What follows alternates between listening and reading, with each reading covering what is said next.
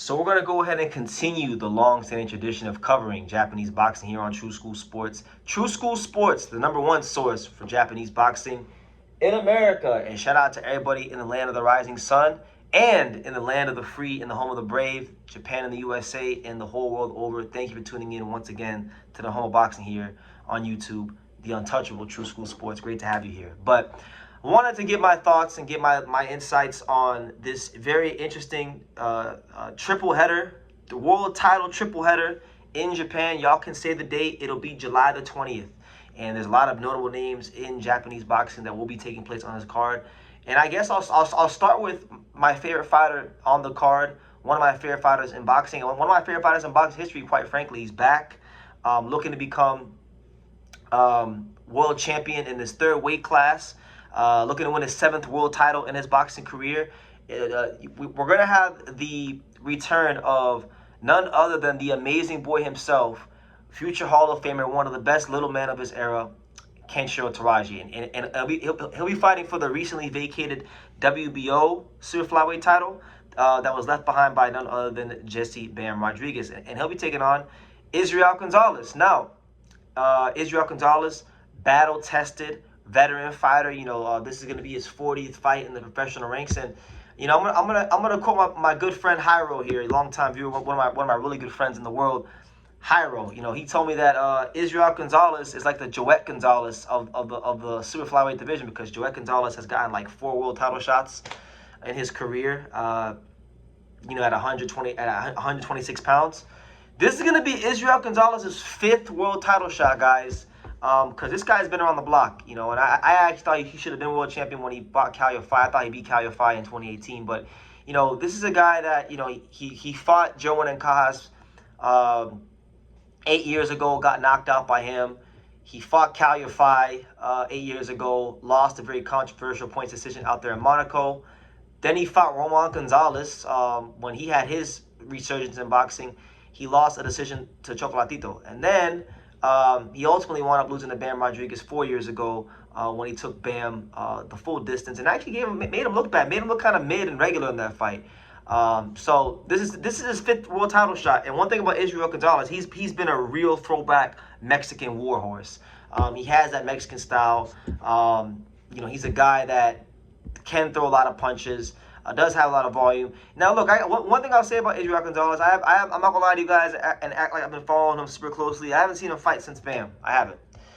He's fought mostly just fights in Mexico against domestic competition, but he's been winning, to his credit. To his credit, he did fight Jonathan Rodriguez, who was a good fighter, a guy who also not.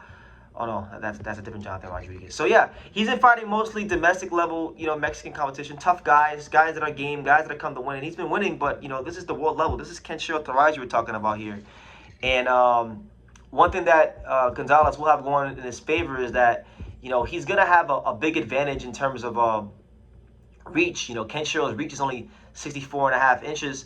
Gonzalez is pushing like a 69. He's gonna have a big reach advantage, so he's gonna have to use that reach. I feel that's gonna be one of his pathways to victory in this fight. If he doesn't do that, he's gonna be in some trouble. Because Kenshiro is pissed off for greatness, and he's trying to, really put the finishing touches on what's been a great career.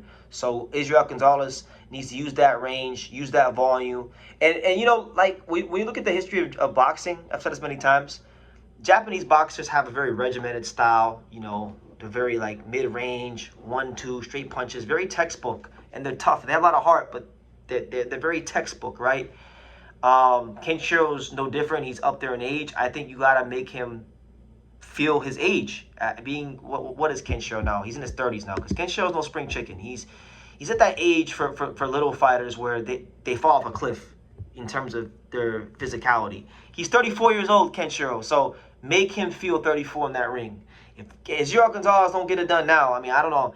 You talk about God must really love Israel Gonzalez, because you're talking about 5 world title shots. You got guys that be lucky to get 1 world title shot. He's gotten 5 world title shots. So, I think Kenshiro should beat him just because I think he's better than him. But again, the better fighter don't always win. If Israel Gonzalez come and he's willing to let the leather fly and catch Kenshiro in between those shots and taking those deep, dark, a couple of places, we could have a new world champion from Mexico. But I think Kenshiro gets it done and becomes a world champion for the 7th time in the 3rd weight class. It adds another notch on the odometer of what's been a great career. So good to see Kenshiro back in the ring, and much respect to Israel Gonzalez, one of the true Mexican war horses of his time.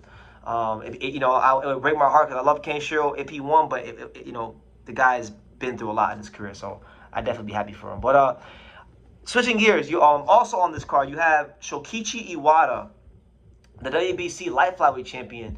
He's going to be taking on Erik Badillo, and this to me, in terms of just the matchup itself, it's the standout matchup on the card. I'm happy to see Kenshiro back. Riku Masuda versus Daigo Higa, which I'll talk about here in a second, is a good fight. But this to me is by far the standout matchup on the card, because you got on one end you got Shokichi Iwata. This is a guy that when he turned pro back in 2018, this is a guy in Shokichi Iwata that was touted to be the next great Japanese fighter. Not good Japanese fighter, not very good, but great Japanese fighter.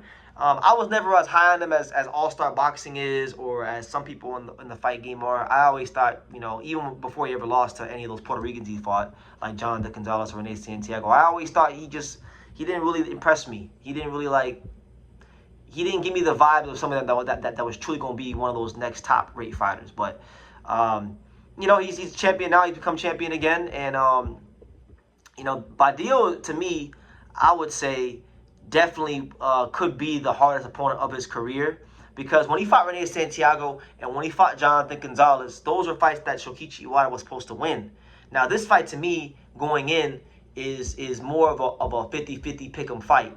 Badillo has been brought along nicely by the fine folks like Samson Lukowitz, and I know he's fought a lot of pro box shows. He's brought along, he's fought good competition, guys that have come to win, guys like Gerardo Zapata. Elwin Soto, former champion, fought him even though he's a bit older now. Volume punching Mexican fighter. One thing about, again, same thing I said about Kenshiro, this is a guy that is a volume punching Mexican fighter, but he's a southpaw, which is a bit different. We don't see too many of those. I mean, I know you got William Zepeda, but not too many volume punching Mexican fighters. So what it really comes down to is when Badillo starts letting his hands go and puts those volume punches together, will Shokichi Iwata have the composure to punch in between the shots and knock him out? Because Iwata, when he's lost in his career, he hasn't lost to any volume punchers. He's lost to counter punchers, right? Guys that can slow the pace down on him and not allow him to fight in these crazy bursts of explosive punch outputs that he likes to have, these explosive exchanges he likes to have.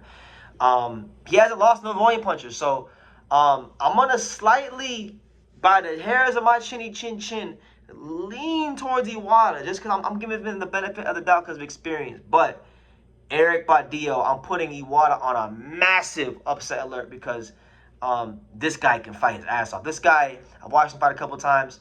Heavy hands, not a big knockout artist, but got heavy hands. He's one of these guys that beats you up as the fight goes on. That's him. So a true pick'em fight. I'll hedge it ever so slightly to Iwata, but I'm not the most confident in that. You know what? Forget all that. You know what? Forget that. I picked against Iwata a couple times and it's worked out. I'll pick against him again. Why are we trusting in Shokichi Iwata? I ain't his manager. I ain't All-Star Boxing. I'm not Mr. Honda. I'll go by Dio. Ever so slightly on point. I like what I've seen from him, and I don't trust Iwata in big fights. I don't think that he's as good as people in Japan think he is. This is my opinion. But yeah, so you got that fight, and then last but not least, I mentioned Riku Masuda versus Daigo Higa. Very interesting fight. Riku Masuda is one of the hardest punchers pound for pound in boxing today, I think. He's coming off of a dominant knockout victory over Nonito Donaire, a faded Donaire, right? But Higa, or not Higa, Masuda is a guy that, apart from losing to Seiya Sutsumi in a very close fight in his career, he's been knocking everybody out. He's been putting everybody to bed in his career. And, Daigo Higa, he retired from boxing briefly, had a couple cups of coffee, and he's already back at it. He wasn't even retired for a full year, right? That's why I don't take Terrence Carr retirement seriously, because these guys can't even stay out the ring for a full year. But, yeah, this would be his first fight since his draw with Antonio Vargas, and that was a close fight. And Vargas is a good fighter. We saw Vargas give Bam Rodriguez some problems So Higa's not completely washed, right? But he has been in some wars. He's 30 years old, but like I said, he's been in a lot of wars throughout the duration of his career. With Tsutsumi, with Nishida, with Christopher Rosales, with Antonio Vargas, with Yoshiki Takei on a couple of occasions. So, I'm gonna go with Masuda in this fight. I think the young man who likes to eat bison and venison and is an extreme carnivore is going to put hands all over Daigo Higa and beat him into permanent retirement. That's what I think is gonna happen.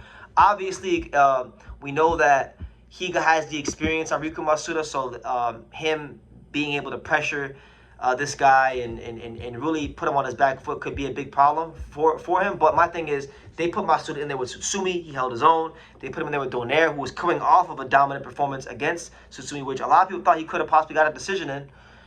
He held his own, stopped him. So my thing is, I think he has the right amount of experience for this kind of fight.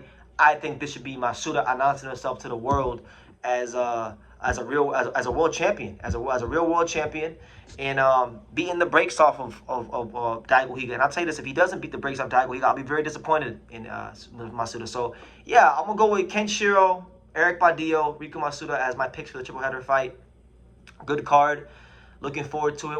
Let me know what you guys think in the comments down below. Which fight are you most excited for between Kenshiro Gonzalez, Shokichi Iwata, Erik Badillo, and Riku Masuda, Daigo Higa? Leave your comments down below.